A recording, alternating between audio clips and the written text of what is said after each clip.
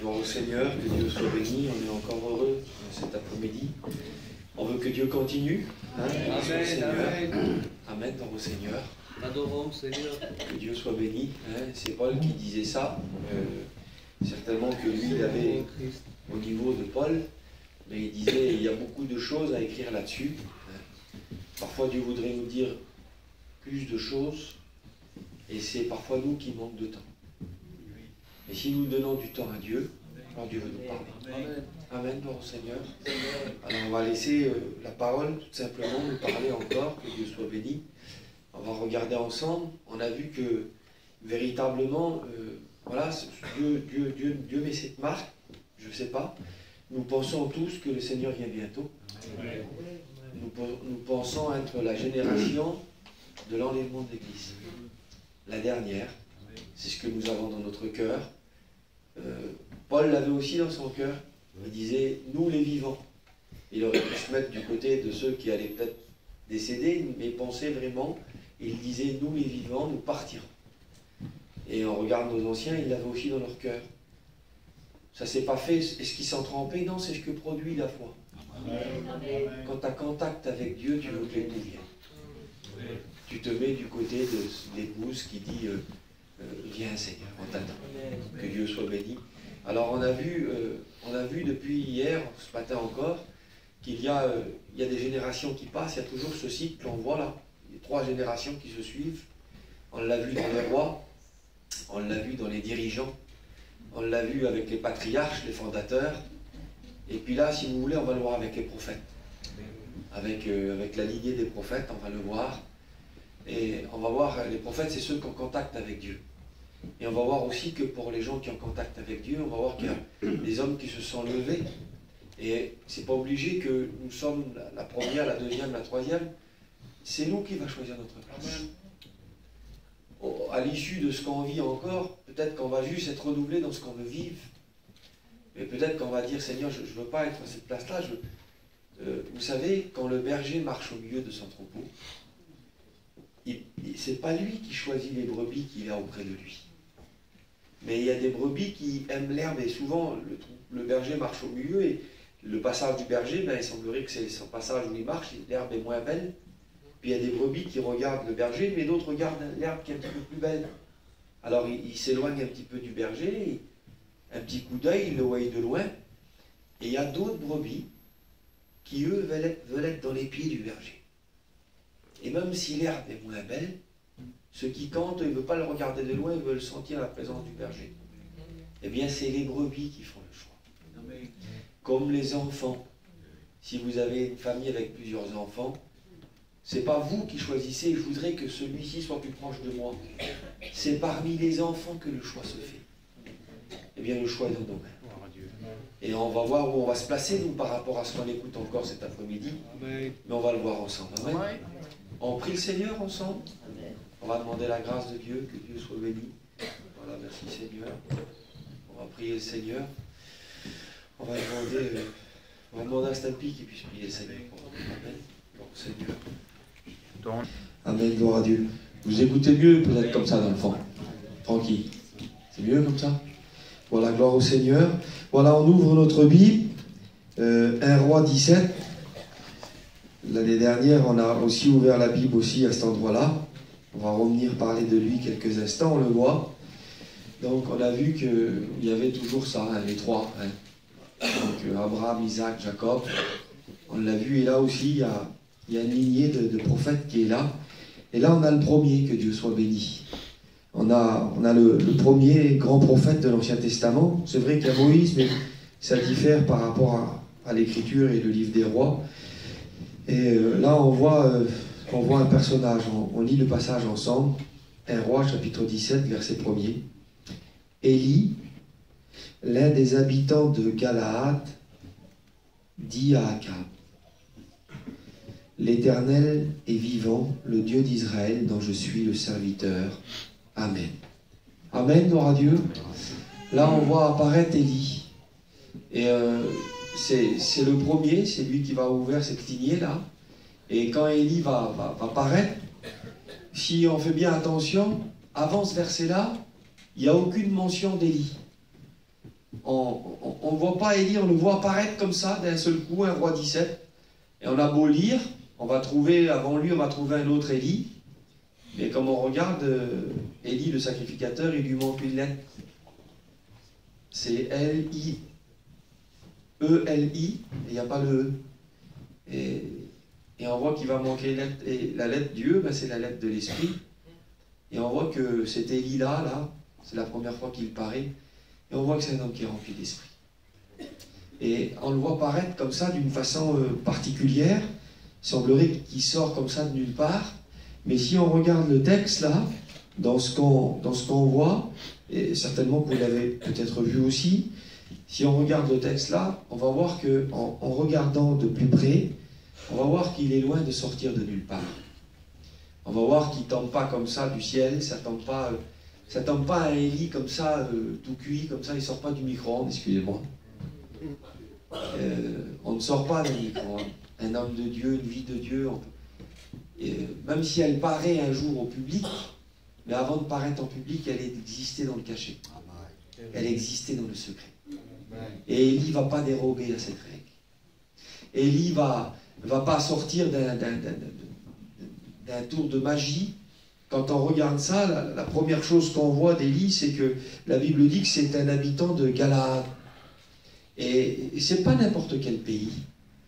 C'est merveilleux d'où Élie vient.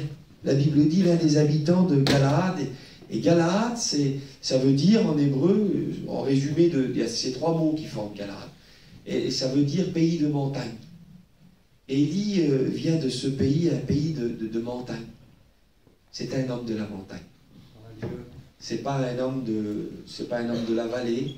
C'est pas un homme qui se promène au bord de la plage. On n'a rien contre la plage, vous comprenez bien. Mais c'est un homme qui sait, un jour, quand le peuple de Dieu a livré une bataille, l'ennemi a dit, leur Dieu est un Dieu de montagne. Il y a des endroits favorables, il y a des endroits propices, il y a des endroits où on va pouvoir écouter Dieu. Parfois, on a besoin de beaucoup de silence. Un silence extérieur et un silence intérieur. Parfois, la voix de Dieu est tellement douce. On le verra ce soir, la voix de Dieu, elle est comme un murmure des fois. Et il faut beaucoup de silence. Et Élie est un homme qui veut écouter la voix de Dieu. C'est un homme qui veut chercher Dieu. Élie est un habitant de Galaad, et Galaad, c'est un pays de montagne. C'est un pays où il y a des eaux abondantes qui sont formées par des rivières. Ça ressemble un petit peu à l'endroit où on est. Les montagnes, les rivières. C'est un pays où la chair a du mal à suivre. C'est un pays où toute la parade, où le beau maquillage des dames, excusez-moi, et quand on monte la montagne, on a chaud, on transpire. La montagne enlève le superficiel. La montagne nous ramène à des besoins primaires, des besoins essentiels. À la montagne, on a besoin d'un refuge. On a besoin d'eau, de nourriture. Les choses les plus basiques. Autre part, on se charge. Il n'y a pas de soldats qui s'embarrassent des affaires de la vie. Autre part, on est embarrassé par les choses de la vie. Mais Élie, lui, a choisi un entourage de vie. Que c'est bon, frères et sœurs. Élie est un homme qui a choisi d'habiter à Galaad. On le voit, on va le voir ensemble. Et c'est une région montagneuse, c'est une région qui est difficile.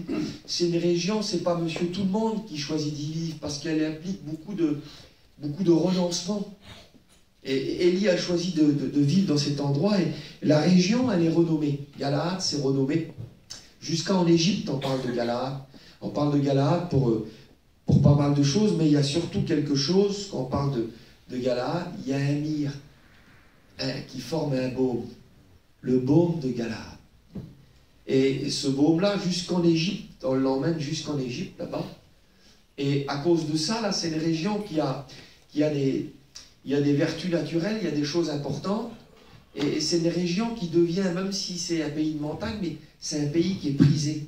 Il y avait un roi qui s'appelait Sion.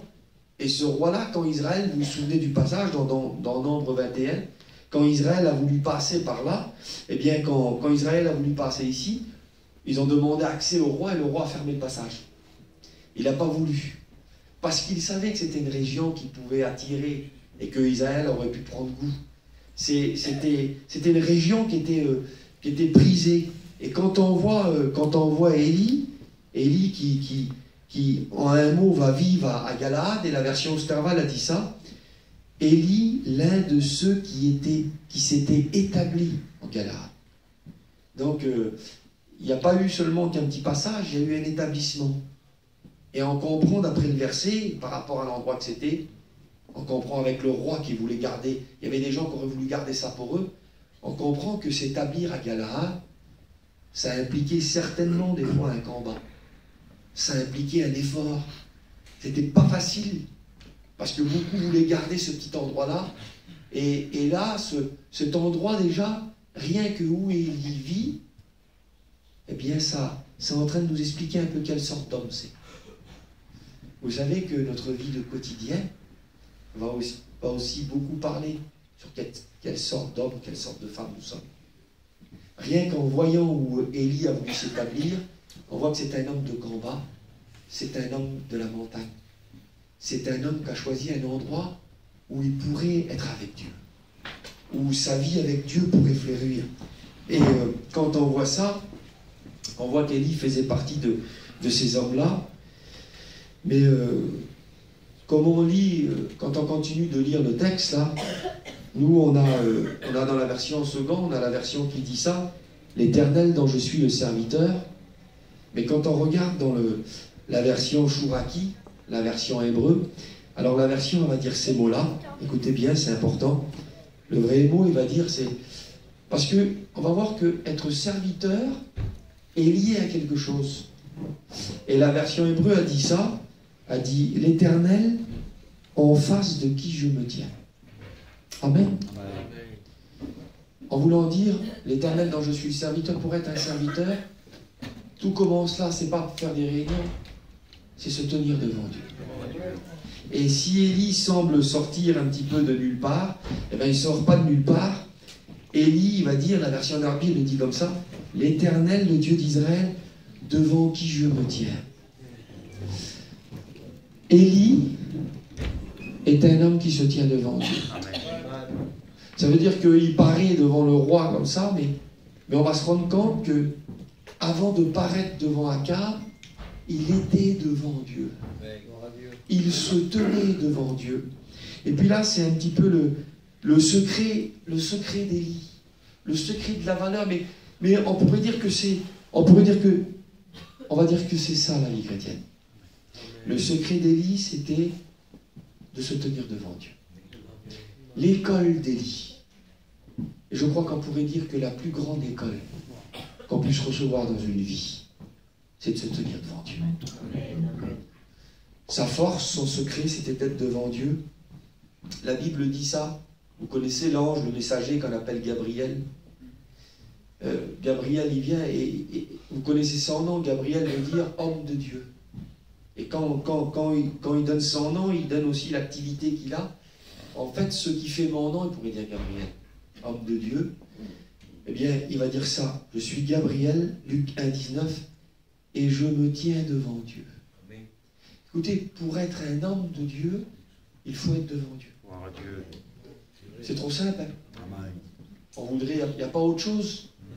Peut-être qu'il y en a qui voudraient lever la main, je ne sais pas. Frère, on est venu là pour ça, ça nous a coûté 300 €. Écoutez ça. Il n'y a pas autre chose. Ben écoutez, il n'y a pas autre chose. C'est ça. C'est ça. C'est être devant Dieu. Se tenir devant lui. Ésaïe 6, vous connaissez, hein, on les appelle les séraphins. Ça veut dire les brûlants. Les séraphins, il vient d'un mot qui veut dire brûlant. C'est les anges brûlants, ceux-là. Ils brûlent. Et puis, savez-vous pourquoi ils sont brûlants? Bien sûr, vous le savez. Parce qu'ils ils ne brûlent pas par le nombre d'ailes qu'ils ont. Ils ne brûlent pas par la manière dont ils sont corps. Ils brûlent par rapport à l'endroit où ils se tiennent. Les séraphins se tiennent autour du trône. C'est-à-dire qu'ils sont dans la présence de Dieu. Et parce qu'ils sont dans la présence de Dieu, alors ça fait d'eux des anges brûlants. Écoutez, le feu naît d'un endroit. Le feu, il n'est pas dans la prédication d'un frère. La prédication d'un frère peut nous amener au feu parce qu'on est touché, on sort du séminaire, on sort et on va se tenir devant Dieu. Et c'est devant Dieu que le feu vient. C'est se tenir devant Dieu qui fait brûler un homme, qui fait brûler un cœur. Vous vous souvenez du passage de Luc 24, verset 32, quand les disciples d'Emmaüs marchent? Certainement que les passages ils viennent dans vos cœurs, dans votre esprit. Quand les disciples d'Emmaüs marchent, et à un moment donné, Jésus fait route avec eux, chemin avec eux. Il marche avec eux, ils sont dans sa proximité. Ils sont sur un chemin, je ne pense pas que c'est sur une autoroute, hein, les petits chemins de l'époque, c'est petit. Peut-être que les épaules se touchent, peut-être qu'ils touchent Jésus. Ils sont en train de marcher avec eux, ils parlent. Puis à un moment donné, on connaît le passage, il remplit le pain, et puis il disparaît devant eux. Et là, à un moment donné, les deux disciples sont là, ils avaient quitté Jérusalem. Et le passage qu'ils ont eu avec ce personnage, ils ne l'avaient pas identifié pourtant. Ils ne savaient pas qui c'était. Parfois, écoutez, on ne sait pas trop quel verset, qu'est-ce qu'il a. On ne sait pas, mais on sait une chose, ils le disent. Ils le disent, écoutez. Verset 32, ils se dirent l'un à l'autre, notre cœur ne brûlait-il pas au-dedans de nous lorsque je vous parlais? Il ne savait même pas dire que c'était Jésus, comme l'aveugle. Il dit, je sais une chose, je ne sais pas expliquer, mais je sais une chose. J'ai été aveugle, maintenant je vois. Écoutez, ce n'est pas de la connaissance, c'est de la relation qui fait brûler un cœur. C'est pas emmagasiner, comme ça a été dit, des mots, des notes.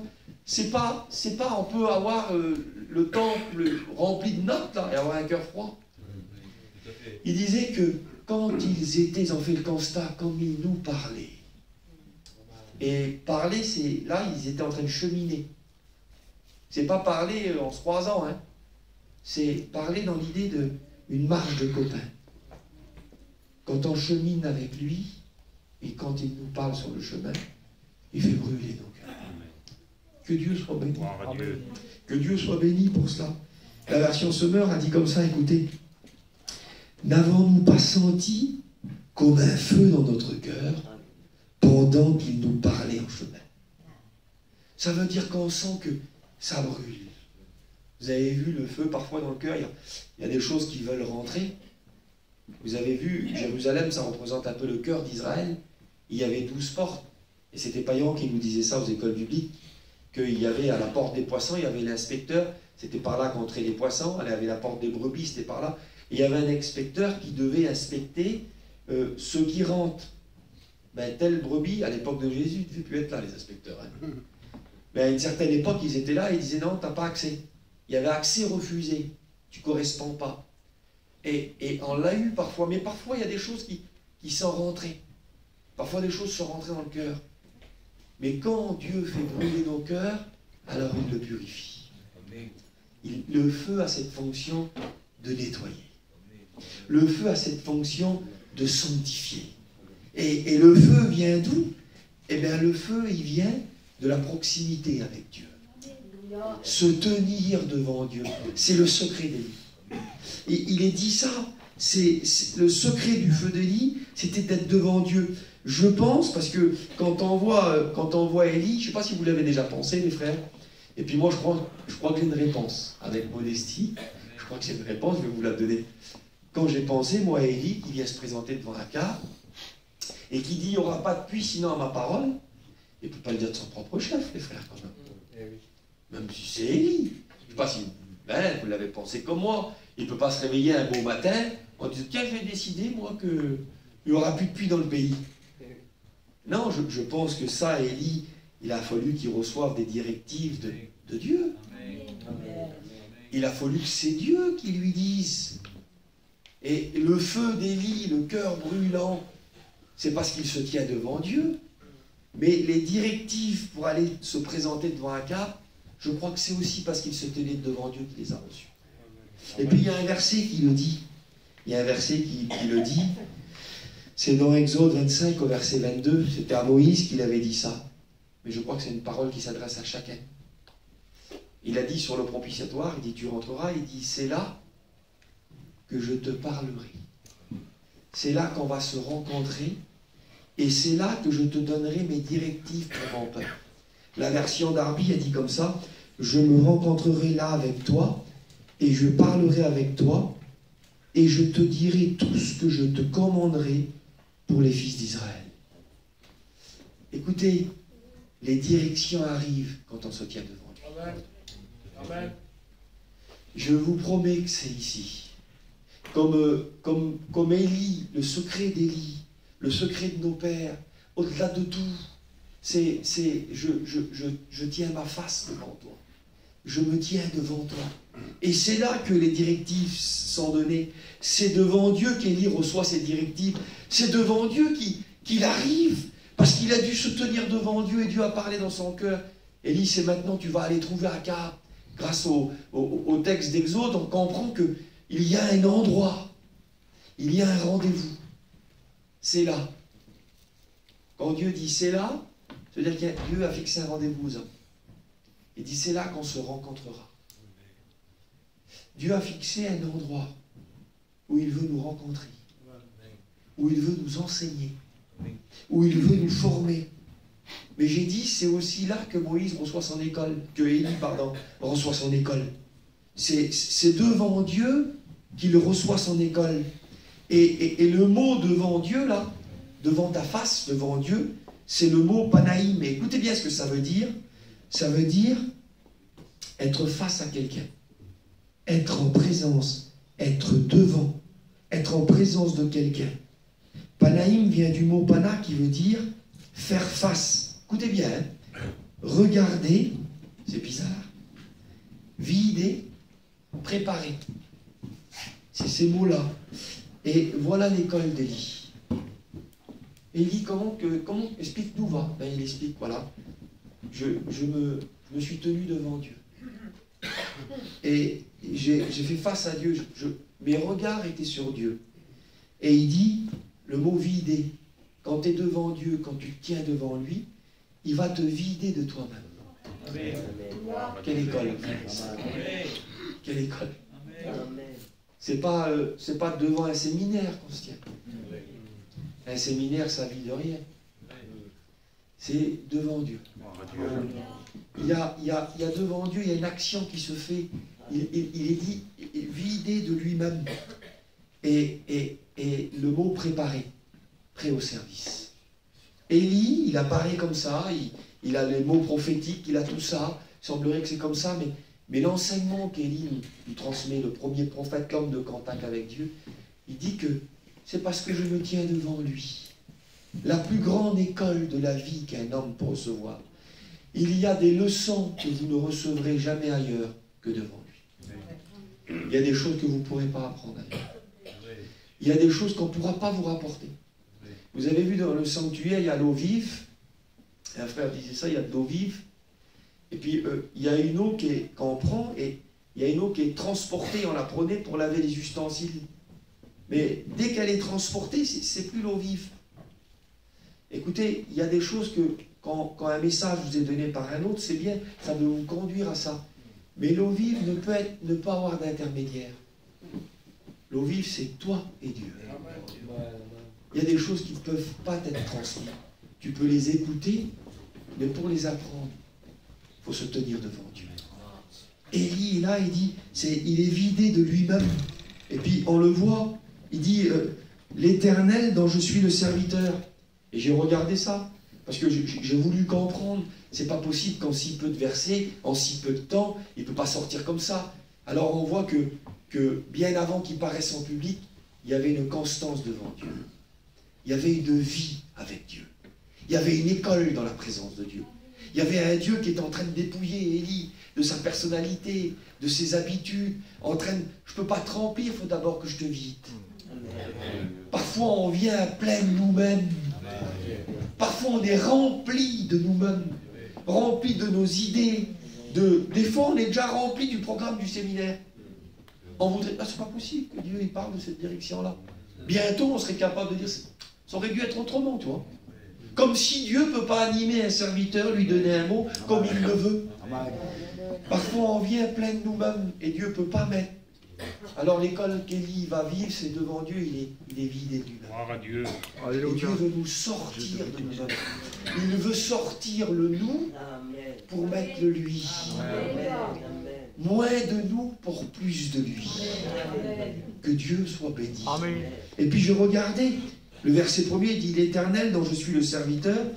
Et en hébreu, normalement, le mot serviteur, quand vous le lisez partout, la majeure partie du temps où il est dit serviteur, c'est le mot aimé.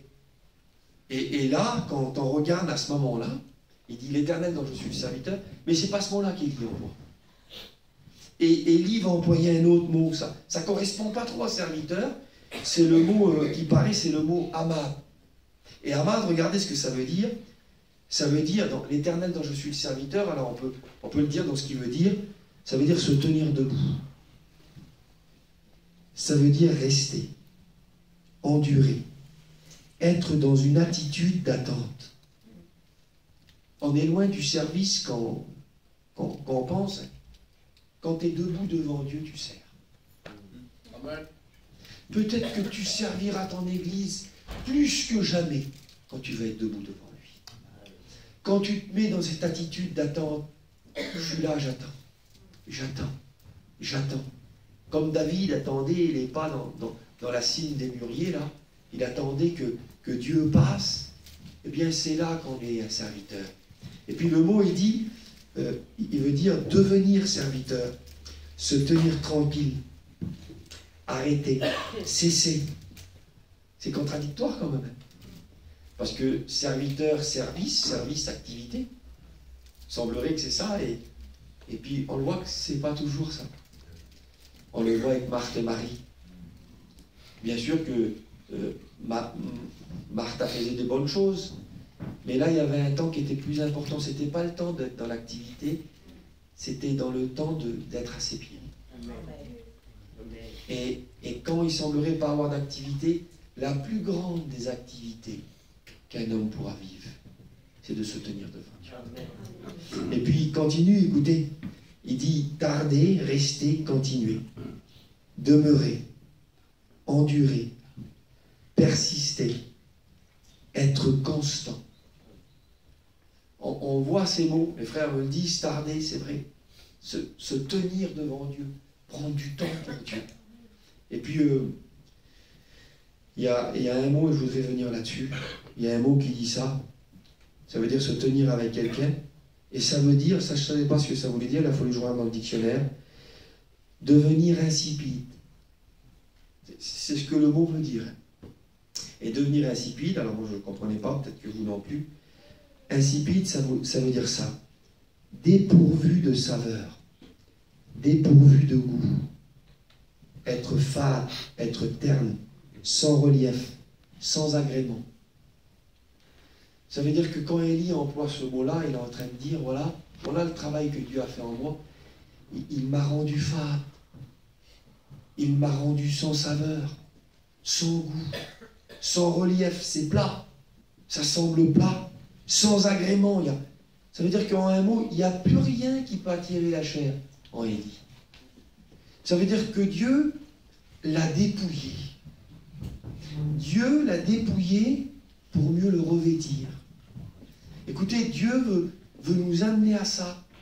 La première école qu'on voit de la vie d'Élie, c'est que se tenant devant Dieu, prenant du temps, passant du temps, tarder dans la présence de Dieu, être là, il y a une action qui va se mettre en route en nous. Dieu va commencer à sortir le nous de nous-mêmes. Il va commencer à sortir des choses. Il va commencer à nous rendre tellement fade, tellement sans saveur, qu'il n'y a plus rien. Alors Dieu dit maintenant que tu n'as plus de goût et que tu es fade, je vais mettre en toi un autre goût. Amen. Ça fait penser au verset, si vous avez goûté que Dieu est bon. Amen. Bien sûr que Dieu est bon. Amen. Et là, Dieu va mettre de l'huile dans Élie, c'est-à-dire du bon. Et quand les gens vont s'approcher, dépourvu de l'huile, il peut devenir le goût de Dieu. dépourvu de nous, dépourvu de notre odeur, nous pouvons dégager l'odeur d'un autre. Vous avez vu, ça arrive parfois un feu, on est là, et si on fait un petit passage court au bord d'un feu, eh bien nos vêtements ne vont pas être imprégnés d'odeur du feu. Pour sentir le feu, il va falloir s'asseoir auprès du feu et rester auprès du feu. Puis à un moment donné, l'odeur du feu va venir sur nos vêtements. Et puis même si on part où le feu s'éteint, et quand on va s'approcher, on va sentir l'odeur du feu. Eh bien, Élie passe tellement de temps avec Dieu, il est devant Dieu. C'est très simple quand on écoute là. Mais c'est le commencement de tout. Aujourd'hui, on ne prend plus le temps d'être devant Dieu. On court partout, à droite, à gauche. On fait beaucoup de choses. Et Dieu dit, les hommes sentent, on sent rien. On sent, excusez-moi, peut-être la chair. Mais Dieu voudrait nous dépouiller de cette odeur. Et il dit, prends du temps. Et là, il y a une odeur. Par rapport à passer du temps avec Jésus, on va sentir l'odeur de Jésus. Et là, Élie commence à dégager une autre odeur, un autre parfait. Il commence à devenir cet homme-là, un homme qui a été vidé de lui-même pour être rempli par Dieu. C'est la première école qu'il arrive. Il vient avec tout ce bagage, Élie. On en parlait hier des bagages de David. Parfois on est là et puis si on commence à déballer notre vie comme ça gratuitement, vous avez vu, on parlait de ça avec les frères. Quand à un moment donné, David vient pour combattre le géant, et que Saül, il est là et qui dit mais t'es un enfant. Parce que c'est pas qu'une bataille de famille, hein, c'est une bataille pour le pays. Et le vainqueur, les vaincus seront les esclaves des autres. Donc on ne peut pas laisser le combat à n'importe qui là. Et puis quand à un moment donné que la porte se referme, alors c'est pas pour se faire voir que David ouvre ses bagages. C'est pas pour dire t'as vu ce que je fais, non. Mais comme il voit qu'il faut qu'il déballe pour convaincre le roi, pour que le roi valide son accès au combat, alors il faut qu'il ouvre ses bagages. Et là, il explique. Il explique, comme Élie, les histoires cachées de la montagne. Gloire à Dieu. Il dit, tu sais, roi, il dit, quand je gardais les troupeaux de mon père, quand il y avait un lion ou un ours, il dit, je courais, il dit, j'arrachais le lion, on en parlait avec les frères, je me dressais devant le lion, il dit, je le saisissais par la gorge, et il y avait un combat. Et quand Saül, parce que Saül, lui, c'est une génération qui a été aussi sortie. Saül, c'est aussi un homme qui a été sorti. Il a été sorti parce qu'il a pris goût au royaume. Il a commencé à prendre la place du prophète, la place de tout le monde. Et quand lui a été sorti, mais au début, il n'était pas sorti. Au début, il avait été entré par Dieu. Et quand il était à la place de Dieu, quand il était jeune, il se rappelle, un Samuel au chapitre 11, quand il se rappelle Saül, quand Nakash, l'Ammonite, voulait crever les yeux de tout le petit village de Jabez, là, et que Saül a été animé d'un autre esprit, et qu'il a pris un bœuf, c'est quand même fort un bœuf, qu'il l'a coupé en 12 morceaux en quelques instants, et qu'il a dit, si vous ne se mettez pas derrière la suite à Samuel et à moi, il dit, vous serez traités de la même manière vos bœufs. Et là, quand il se rappelle, quand Saül, quand il écoute David parler, parce que Dieu savait qu'il fallait que les bagages soient donnés là, c'était le maman. Quand il écoute David parler, il se dit, mais moi je l'ai vécu quand j'étais plus jeune. Avant que Dieu se retire de moi. C'était ce que j'ai vécu. Alors il dit à David, vas-y. Les portes s'ouvrent. Et Élie, lui, il a des bagages. Mais il ne les ouvre pas. Il n'y a pas besoin de les ouvrir devant le roi Akab. Mais là, aujourd'hui, c'est la parole qui nous ouvre les bagages d'Élie. C'est la parole qui nous dit que si Élie s'est présenté comme ça en sortant de nulle part, en fait, il ne sort pas de nulle part. Il y a une vie. Il y a une vie devant Dieu. C'est ce qui fait toute sa valeur. Dieu veut nous amener ici dans le séminaire. Vous savez où Dieu veut nous amener? Il veut nous amener à lui. C'est à lui que Dieu veut nous amener. C'est avec l'Église, avec le couple et personnellement, Dieu veut nous amener à lui. Parce que c'est à lui que les cœurs brûlent. C'est devant lui que l'enseignement se donne. C'est devant lui que l'école se fait. Et puis Élie, on le voit là. On voudrait parler de lui quelques instants. Élie, c'est un homme qui... c'est ce qu'on voit, c'est le premier des prophètes. Il y a des autres qui vont suivre après lui, mais on voit que Élie, c'est un homme de renoncement. Il a renoncé à beaucoup de choses parce qu'il a aimé Dieu. On en parlait tout à l'heure avec les frères, on a parlé avec Titi, à table tout à l'heure, et c'est vrai, on était là, c'est vrai, aujourd'hui, il y a des gens qui disent que obligatoirement, si tu as de l'argent, ben, tu ne peux pas être un homme qui aime Dieu. C'est faux, frère et soeur. C'est faux. Tu peux avoir de l'argent et aimer Dieu. Tu peux être pauvre et pas aimer Dieu du tout. C'est faux, c'est vrai, c'est faux ce mot. Mais par contre, c'est vrai qu'aujourd'hui, dans notre peuple, il y a une facilité à gagner de l'argent qu'avant il n'y avait pas. Et que cette facilité, pour pas tous, mais pour beaucoup, elle a sorti des hommes. Il y a des garçons qu'on a du mal à reconnaître.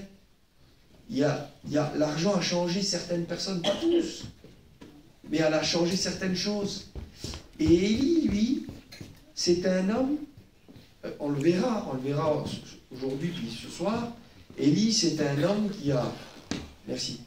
Élie, c'est un homme qui a choisi pour Dieu d'être léger. Il savait qu'on ne voit pas Élie marié. Les frères, à moins que je me trompe, mais je ne pense pas qu'Élie s'est marié. Élie n'a pas eu de postérité. Peut-être que Élie, vous savez, il est né comme vous. Hein. Quand il a été jeune, hein. Il a dû voir aussi des jeunes filles. Hein. Il a dû peut-être... C'est pas de la doctrine que ce que je fais quand même, faites-moi grâce. Mais Élie, la Bible dit qu'il était de la même nature que nous. Il a peut-être dû aussi avoir l'envie de fonder un petit foyer. C'était pas un péché, les frères, quand même. C'est Paul qui le dit, on peut faire comme Céphas, qui a une épouse. C'est pas un péché. Paul, il dit par contre, celui qui se marie fait bien, celui qui demeure seul fait mieux. Dans le sens de, il y a des choix.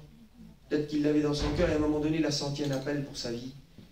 Il a dit, tellement que l'appel il est grand sur ma vie, je choisis de te livrer ma vie. Je ne vais pas, dans fonder un foyer, ben j'en ai pas le temps. Tellement embrasé par Dieu, devant Dieu. Et puis on le voit, Élie, c'est un renoncement dans ses vêtements. Les vêtements qu'il portait, là, c'était des vêtements qui étaient particuliers. Il y a plein de choses à dire sur le vêtement d'Élie. Mais le vêtement qu'il portait, c'était pas le plus beau des vêtements. C'était pas un couturier qui l'avait fait. C'était une peau de bête qu'il avait revêtue, certainement, qui devait passer des nuits dans la montagne, des temps. C'était un vêtement qui apportait un confort pour donner un petit peu de chaleur, mais c'était un vêtement saint. Sa nourriture à Élie. Sa nourriture était sainte. Ce que je suis en train de vous dire, je ne vous dis pas qu'il faut pas avoir de vêtements, pas manger n'importe quoi. Mais je suis en train de vous dire qu'il y a des choix. Quand on se tient devant Dieu, Dieu va nous faire comprendre que si tu choisis ça, tu auras peut-être plus d'agréments sur la terre, mais si tu vas sur ce chemin-là, là, tu vas aller plus profond avec moi. Tu vas me connaître plus. Je vais t'ouvrir des portes. Je vais te faire rentrer dans des dimensions. Et puis Élie, on le voit dans l'exposition de sa vie. Il n'a pas fait beaucoup de cas de sa vie. Élie fait partie de ces hommes, comme on a dit de Paul et Barnabas, ces hommes qui ont exposé leur vie au prix de l'évangile. Élie, c'est un homme qui a exposé sa vie. Ce qui compte pour lui, plus que tout, c'est sans Dieu. Et on le voit même, à un moment donné, Pierre, on en parlait aussi de ça, la nappe qui descend. Et quand Pierre, la nappe descend, lui, il vient, et puis quand il regarde les animaux impurs qu'il y a dedans, il dit non, Seigneur. Pierre, tue et mange. Pierre, il dit non. 3 fois. Il ne comprend pas trop ce qui se passe, mais en un mot, quand Dieu emmène de la nourriture à Pierre, Pierre, il dit non. Élie, lui, c'est un degré au-dessus quand même. Quand le corbeau arrive et que Dieu lui dit, écoute, Élie, 1 Roi 17,4, tu boiras de l'eau du torrent et j'ai ordonné au corbeau de te nourrir là. Là aussi, c'est pareil que pour Pierre. C'est des animaux impurs, c'est de la nourriture qu'un corbeau, c'est un charognard. Et la loi dit, tu ne pourras pas toucher une carcasse, quelque chose de mort. Ce que le corbeau emmène, c'est impur, mais Élie, à la différence de Pierre, il dit, lui, il partit et fit selon la parole de l'Éternel. Élie, il peut dire ce verset de Job, là, il dit, j'ai fait plier ma volonté aux paroles de ta bouche. Élie aussi avait peut-être jamais dû manger ces choses-là. Mais parce que Dieu lui amène, il aime tellement Dieu que c'est un homme de renoncement dans la nourriture. dans sa conception, dans ce qu'il vit. Il y a des brisements. Dieu brise des choses en Élie. Dieu casse des choses en lui, mais il aime tellement Dieu. Élie aime Dieu plus que sa propre vie. Et puis Élie, on le voit dans la parole encore. Élie, voilà, c'est cet homme qui a donné cette première école. On ne voit pas Élie avoir de maison. On ne voit pas Élie, on ne le voit passer à Sérapta pendant la famine, passer un temps. Mais on ne voit pas Élie avoir de maison, avoir de biens. On voit Élie comme Abraham, comme on l'a dit ce matin, un homme qui n'a pas voulu mettre ses deux pieds dans le ciment. Un homme qui a voulu rester disponible. Un homme qui n'a pas voulu d'attache. Un homme qui avait beaucoup de force, beaucoup de courage. Un homme qui avait un cœur qui brûle. Et son secret, son école, son feu, son dépouillement, son cœur brûlant, là, on le voit que toutes ces choses-là, il les a obtenues, c'est simple, il les a obtenues en se tenant devant Dieu, en se tenant devant l'Éternel. Voilà ce qu'Élie avait, voilà ce qu'il avait dans son cœur, voilà ce qu'il vivait, voilà ce que nous avons besoin. Et quand on regarde Élie, et quand on regarde parfois à nous, quand on voit un cœur qui brûle plus, quand on voit un feu qui commence à dégrader, quand on voit qu'il n'y a pas beaucoup de directives, on en parlait avec les frères aussi, ça, on parlait pas mal de choses avec les frères. On parlait de ça, on disait que par manque de discernement des fois. Et un manque de discernement, c'est un manque de directives aussi. Quand une parole nous est donnée, mais quand les directives sont, quand on manque de paroles claires, quand il y a un manque d'école, quand il y a un manque de... On n'arrive pas à vider ce que nous sommes. Quand on se voit trop présent, quand le moi est trop présent, quand on est trop là, et qu'on n'arrive pas à sortir le nous de nous-mêmes, eh bien, c'est des choses qui sont tout simples. C'est parce que nous ne sommes plus devant Dieu. Parce que ces choses s'exercent de la façon qu'Élie l'a exercé, à être devant Dieu. Dieu nous appelle à être devant lui. Dieu veut nous ramener à lui, que Dieu soit béni. Et c'est ce que Dieu voudrait donner. Dieu voudrait nous ramener à lui. Et puis si on le voit pour beaucoup de choses, pour ce qui s'est fait, eh bien on le voit qu'à un moment donné, Dieu va dire ça à Élie. Élie est là, Élie a amené des choses, et puis le temps passe, et on le voit, Élie commence à vieillir, et puis Élie vit un problème. On connaît le passage, 1 Roi 19, Élie part au désert. Et puis quand Élie est dans son désert, là, Élie, il voudrait que ça s'arrête maintenant. Il voudrait que ça se termine. Élie, il n'a plus envie que ça continue. Il dit, prends ma vie, je ne suis pas meilleur que mes pères. Et puis là, à un moment donné, une parole lui est donnée. Élie va continuer, Dieu lui donne une direction, de la nourriture. Tiens, là de la nourriture. Dieu nous donne de la nourriture, pas seulement pour nous donner à manger. La nourriture a un but. Mange et bois, Élie, car le chemin est lent. Un rendez-vous où? À la montagne. À Horeb. Dieu veut ramener Élie. Un Élie qui a changé. Un Élie qui a baissé, on le voit là, dans ce moment de sa vie, là, un Élie qui a baissé. Dieu lui donne un rendez-vous à la montagne. Mange. Le but de ce séminaire, la nourriture que Dieu veut nous donner, a pour but de nous amener à l'endroit où Dieu nous attend. Dieu veut nous ramener comme il veut ramener Élie à la montagne. Et le verset dit comme ça, 1 Roi 19, verset 11, le Seigneur dit à Élie, dans la version parole de vie, « Sors d'ici, va dans la montagne, attendre ma présence. Et moi, le Seigneur, je vais passer. » Et quand on regarde là, ce qui est dit, c'est le même mot. C'est le même mot Amad, le même mot que serviteur. Dieu dit, Élie, reprends ta place. Dans l'élan de son service, dans l'élan pendant qu'il a combattu les prophètes de Baal, qu'il a rassemblé le grand rendez-vous, il y a des petits facteurs qui montrent que Élie n'est plus à sa place. Il a beaucoup travaillé pour Dieu, mais il a négligé de se tenir devant Dieu. Et à un moment donné, pour les prophètes de Baal, il est dit que Élie se moqua d'eux. Alors que la Bible, elle reprend le moqueur. Il a dit ne t'assis pas en compagnie du moqueur. Le moqueur, c'est charnel. En plein milieu d'une victoire, on voit qu'il y a de la chair qui commence à sortir d'Élie. Ça veut dire que Élie n'est plus devant Dieu. Écoutez, Dieu nous appelle à ne pas nous reposer sur nos lauriers. Dieu nous appelle à vérifier notre vie. Si on a été devant Dieu dans le passé, il faut l'être encore dans notre présent. Et Dieu dit à Élie, écoute Élie, va à la montagne, tiens-toi dans ma présence. Et il dit, tiens-toi dans ma présence, reprends ta place. On a dit, au tout début, on a dit, Dieu reprend la place, la première place. Mais là maintenant, on a cherché la place de Dieu, maintenant on cherche la place de l'homme. Et Dieu est en train de dire à Élie, Élie, reprends ta place. C'est une place qui est toute simple, mais où tout se remet en ordre. Reviens devant moi. Tiens-toi devant moi. Et là, il y a un verset qui dit, je vais passer. Et le mot passer, il y a plein de choses, mais je vais terminer rapidement avec ça. Passer, dans le mot où Dieu dit, je passerai devant toi, le mot passer, ça veut dire, en hébreu, ça veut dire abar, et abar, ça veut dire passer, mais la dernière définition de ce mot, ça veut dire passer dans d'autres mains. Ça veut dire que à un moment donné, Élie semblerait, par rapport à ce qu'on comprend, qu'il est dans d'autres mains, il n'est plus dans les mains de Dieu, il est dans les mains de la peur. Il a peur de Jézabel. Les événements de la vie, il a eu peur, il a négligé de se tenir devant Dieu.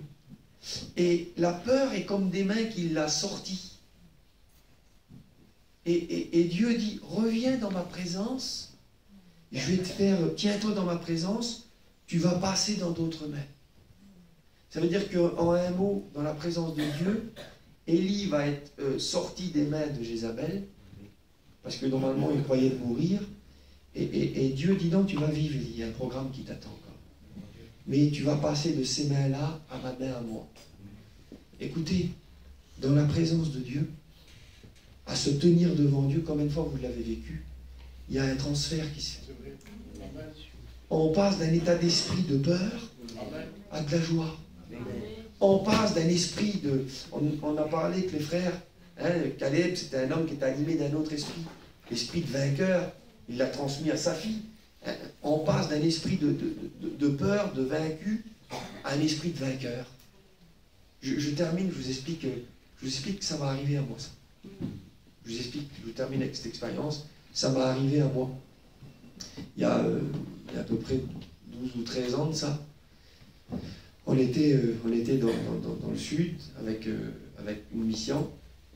Et puis c'était un dimanche matin. Et puis on était là, on était bien, le culte se préparait, c'était le dimanche matin. Moi j'étais en train de parler avec un ancien devant le chapiteau.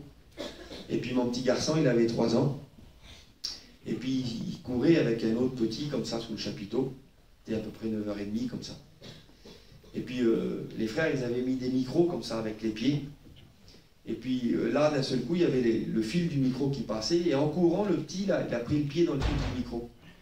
Il a tombé à plein ventre par terre. Et le micro, qui était à peu près à cette hauteur-là, il a été emporté sur lui. Et le petit, il était en train de se relever, comme si on fait une pente, vous voyez. Il était en train de se relever. Et le micro a tombé sur sa tête. Et mon père était là, il l'a ramassé, il y a eu de la panique. Moi, j'ai couru devant pour voir. Et on m'a mis mon petit dans les bras, comme ça. Et puis, il n'avait pas 3 ans encore à cette époque-là. Et puis, quand je l'ai pris, je voyais mon père, je voyais son visage qui était... Je lui ai dit, il va se prendre un malais. Je lui ai dit, c'est rien. Et puis, quand je l'ai tourné, il saigne, le sang, il commençait à couler du nez. Et puis, il y avait du sang de l'oreille aussi. Et puis, comme je l'ai pris, j'ai vu que c'était important. Vite, on a monté dans la voiture. J'ai monté dans mon auto. Le petit était sur moi. Les frères, ils ont venu, ils ont ouvert le carreau, ils ont prié pour lui. Et quand j'ai pris la route, le petit était toujours sur moi. Il y avait mon père, ma compagne, ma tante, ma mère qui étaient là. Et quand j'ai pris le petit, comme j'ai commencé à prendre la route, je l'ai passé comme ça à ma compagne. Et en le passant, j'ai vu que ses bras, son corps, il était sans vie. Il était inerte, le petit. Il était comme ça, il n'arrivait plus à porter sa tête, ses bras. Vous voyez, un petit corps sans vie comme ça. Et je l'ai passé, et puis on roulait comme ça. On a passé une fête foraine, comme ça il y avait des manèges. Et ma mère, elle disait, regarde sur lui pour essayer Il n'y avait plus de réaction, il n'y avait plus rien. Et on est arrivé dans l'hôpital comme ça, et c'était un petit hôpital. Et quand on est arrivé dans l'hôpital, au respect que je vous dois, à un moment donné, on était là, et puis le petit il a commencé à être malade. Et comme il a été malade, c'était vraiment grave ce qui se passait dans l'hôpital. Et là, on a vu que l'hôpital qui était trop petite, là, elle était dépassée par l'événement. Et là, j'ai repris le petit des mains, c'était tous des internes, c'était un dimanche. Et j'ai repris les petits des mains, là, tu passeras dans d'autres mains. Je l'ai repris des mains des internes, là. J'ai pris l'auto, j'ai calculé. Marseille, on était à 130 km. Et l'hôpital à peu près la plus proche, c'était Fréjus. Et il y avait un pasteur, le frère Cucci, qui était là, comme ça. Il a dit, tu vas où? Et moi, j'avais pensé à ça. J'ai dit, Marseille, 130, on n'arrivera pas. Je vous dis la vérité. Je dis, le petit, il meurt avant. Et comme j'ai dit Marseille, j'ai vu le frère, il a fait la grimace comme ça parce qu'il avait la même pensée, on ne se l'a pas dit. Alors j'ai dit, c'est trop loin, on va tourner, on va à la Fréjus. Et on a grillé les feux rouges, tout, on arrive à l'hôpital. Les docteurs, ils l'ont pris, le petit était toujours inerte comme ça. On l'a passé, il y a eu des IRM. Le monsieur, dès qu'il a regardé l'oreille, qu'il a vu le sang dans l'oreille, il a dit, monsieur, sa figure, je dis, ce qui se passe? Il dit, monsieur, je pense que son cerveau est touché. Et quand il a passé l'IRM, il a vu qu'il y avait une tache de sang au cerveau. Et nous, on était là, donc toute la mission, tous les frères, sur la route, j'avais reçu un coup de fil d'un frère, le frère Vaval, qui m'avait téléphoné, il m'avait dit, chez Yann, on est tous avec toi, on prie tous pour le petit. Et comme il y a eu ça, là, ça m'a fait du bien et du mal en même temps. Parce que j'ai réalisé, je dis, l'importance que ça a. Eux, ils étaient en Savoie ou en Alsace, là-bas. Donc, je dis, ça s'est répandu par tous. Et c'était là, et j'avais le téléphone, je décrochais plus. Et je voyais mon petit il avait plus repris, il était toujours inconscient là. Il était dans la chambre au-dessus là. Et puis j'étais là comme ça, l'angoisse dans mon cœur, tout le monde était là comme ça. Et puis je cherchais Dieu, je savais plus à quoi me rabattre. Mon père il était là, il essayait d'appeler un hélicoptère pour transférer le petit. On voyait vraiment, c'est pas des mots, vraiment, on avait peur que le petit s'en sorte pas. Et puis il y a eu le téléphone il sonnait. Et puis il y a eu un moment donné, le téléphone il a sonné, puis je prenais plus les appels, les frères, vous avez vu comment c'est. Et là j'ai pris l'appel. Et quand j'ai décroché, c'était un ancien qui est parti auprès du Seigneur aujourd'hui, c'était le frère Mamati. Et quand il a décroché, il a dit allô chez Yann avec sa voix à lui, il a dit c'est Mamati à l'appareil. Et quand il a écouté, dès que j'ai écouté sa voix, je vous le dis en vérité, il dit tiens-toi dans ma présence, tu vas passer dans d'autres mains. Quand j'ai écouté sa voix, j'ai senti la présence de Dieu. Il a dit, chez Yann, t'es seul là? Il y avait plein de monde autour de moi. Je dis non. Il a dit, mets-toi dans un petit endroit tout seul. Il y avait un buisson qui était là, comme ça, là. Vous comprenez bien. J'ai sauté dans le buisson, et je me suis allongé comme ça dans le buisson, et j'ai dit, ça y est, je suis tout seul. Et là, il a dit, ainsi parle le Seigneur. Il en a prié pour le petit, il n'aura rien du tout. Gloire à Dieu. Et là, je vous le dis, Dieu dit à Élie, viens dans ma présence, il t'est rempli de peur, il dit, tu passeras dans d'autres mains. Je vous dis que les mots prophétiques qu'il m'a dit le frère là, j'ai senti que je suis passé dans d'autres mains. J'ai senti que la peur est partie. C'était comme si j'ai eu un changement d'esprit, comme si on a pris ma tête, on l'a enlevée, qu'on m'a mis une autre tête, un autre cœur, mon mental avait changé. Écoutez, la présence, se tenir devant Dieu, change notre mentalité. Amen. Je me suis relevé. J'étais là, comme ça, là. Je pleurais juste avant que je me relève, je vous le dis quand même. Il y avait sa compagne, Mamati, la sœur Fifone. Et comme on me dit, il s'appelle Alex, mon petit, et il était noir, il était tout brun comme ça. Et elle disait, elle ne l'appelait pas comme ça. Il disait, non, Mamati, était malade. Et quand il venait à Paris, c'était souvent mon père qui le recevait. Et elle a voyé le tout petit, elle disait toujours, il s'appelle Libano. C'est une espagnole, la femme Mamati, elle avait l'accent, elle disait, il s'appelle Libano. Et puis, moi, j'étais en train de pleurer, et d'un seul coup, elle était à côté de lui avec le haut-parleur. Elle dit sans moi, tu pleures. Moi, je pleurais. Après, je rigole. Elle dit, tu ris maintenant. Elle dit, tu peux rire. Elle dit, tu verras le petit Libano, il n'aura plus rien du tout. Et je me suis relevé. Écoutez, se tenir devant Dieu, c'est pas une cathédrale. Pour moi, ça a été un buisson. Gloire à Dieu. Écoutez, c'est là. Dieu nous amène à lui. La première école les prophètes, c'est les hommes de Cantac. La première école de l'homme de Cantac, Élie, qui nous donne, c'est « Je me tiens devant Dieu ». Moi, je me suis tenu devant Dieu le coup d'un appel. J'étais devant Dieu. Quand je me suis relevé, ma femme, elle était au 2e étage avec le petit. Il y avait les frères, je ne voulais plus parler à personne. J'avais été devant Dieu, j'étais passé dans d'autres mains et je voulais transmettre le message à ma campagne. Mais ce que je ne savais pas, c'était que pendant ce temps-là, quand moi je recevais le mot de Dieu par le frère, par l'ancien, il y avait des pasteurs qui étaient montés et qui avaient donné le même mot à elle. Et quand j'ai monté dans la chambre, je suis arrivé. Quand je l'ai vu, j'ai vu que son visage, il était comme le mien, la paix. Je l'ai regardé, c'était plus la peine de lui dire ce que j'avais vécu, parce qu'elle l'avait vécu aussi. Et mon petit qui était là, les instants qu'on suivit, il s'est assis et il a demandé un McDo. J'ai été l'acheter le McDo là. Écoutez, tu te tiendras devant Dieu, tu passeras dans d'autres mains. On s'est tenu devant Dieu avec notre famille, on avait un problème pour un fils. Tout a changé. Écoutez, parfois il y a des problèmes, il y a du manque de feu, il y a du manque d'école, il y a du manque de dépouillement, il y a du manque de direction, parce que nous ne savons plus nous tenir devant lui. Dieu voudrait nous ramener dans ce séminaire au début de la vie chrétienne. La vie chrétienne, elle ne commence pas par les eaux du baptême, elle ne commence pas par la fréquentation de l'église, elle commence où un jour où un homme se tient devant Dieu. Et devant Dieu tout démarre. Et devant Dieu tout redémarre. Nous allons nous tenir devant Dieu. Nous allons prier, Seigneur. Merci, Seigneur. Merci parce que nous ne voulons rien d'autre. On ne veut pas des mots qui soient dits plus forts. On ne veut pas plus d'hommes. Nous voulons plus de toi. Tu nous amènes à toi. Tu nous rappelles que l'école première, c'est avec Élie le premier. Tu veux nous rappeler que ce qui a fait de lui ce qu'il a été, c'est parce qu'il a été devant toi. Et quand il a cessé d'être devant toi, même si peut-être il semblerait que le plus grand succès de son ministère, c'est quand le feu tombe du ciel, mais les petits signes de moqueur, de charnel, nous prouvent qu'il commence à cesser d'être devant toi. Et le lendemain, eh bien, il est rempli de peur, il est dans la dépression, il quitte, il part au désert. Pourquoi tu vis ça, Élie? Parce que je n'ai plus été devant Dieu. Et toi, tu veux nous ramener à la vraie puissance, au vrai feu, à la vraie valeur. La valeur de l'Église, c'est qu'elle se tient devant Dieu. La valeur que tu nous as donnée, c'est de pouvoir contempler ta face. C'est de pouvoir se tenir devant toi. Tu dis, si mon peuple prie et cherche ma face. Tu dissocies les deux. Parfois on prie, mais on ne cherche plus Dieu.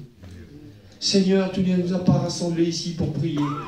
Tu nous as rassemblés ici pour te chercher, pour être devant toi. Et nous voulons juste dire ça, je me tiens devant toi. Tu feras le reste. Si tu dois mettre un feu, si tu dois nous faire passer dans d'autres mains, si tu sais ce dont nous avons besoin, mais ce que nous devons faire, c'est de te chercher pour être devant toi. Que ton nom soit béni. On peut prier, Seigneur, quelques instants.